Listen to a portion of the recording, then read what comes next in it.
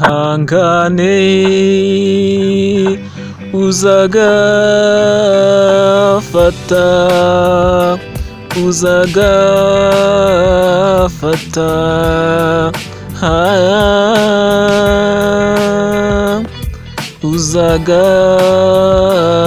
uzagafata haguruka ukomeze urugendo.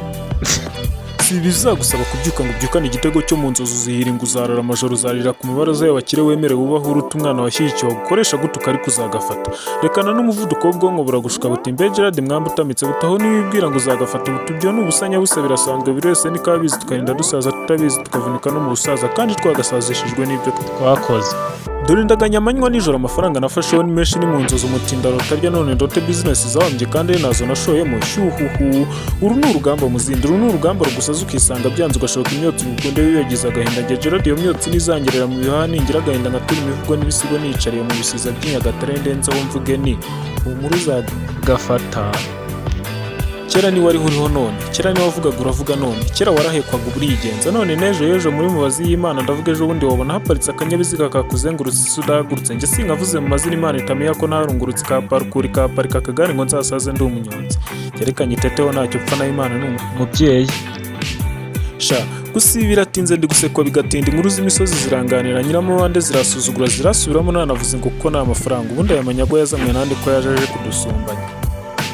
Nawe se n'ikiraro rusange naga profise ndicara inyuma imbere akicara amafaranga umuhanda wa leta ngendera mu buntu ndagendera ku ruhande rwa hagati nagongwa n'amafaranga n'amashuri yakangaburiye niza 3 kaminuza yizwe n'amafaranga amanyagwa y'ibipapuro amwe namwe n'imibare idafatika mu ikoranabuhanga ubundi yazanywe nande ko yajeje muraho. Nibambe rukundo rwanjye cyenda ngutake nkuvuga ukuri ndavuga umwari muziranenge ati cishika sibyo turabizi kuzi kuvuga ubwo kandi nabwo nkazira amafaranga amanyago afite imbaraga asigarana narongora kabaye ariko ho muri uzagafata. Kubwo kuba nayo niruka inyuma y'abandi gusa nanjye ninyabona bazanyiruka inyuma izo cross nizo zatubujije amahemo kandi ayo manyagorana dushukana benga kubi niyo upfuye nakuzurara kureka kisangira undi agasigara kurebera iyo kuresha ariko ndangangana yashaka. Maze rero nkubwire nugafata ntuzafate mbere nugafata uzafata ukuboko nzamura ungezaho nigeza wenda nanjye nduhukuye umuriho ndiho none kurya uyu munsi ejo nkaribwa n'inzara kubaho nariho kandi ndiho binduka inzozi. Maze Gerard umwamba utamitse uforwe kurwe wahuranye inkuta muri yombi asatira ubwo bugenge nzagushimira nyuma. Nugafata uzareba inyuma uzareba inyuma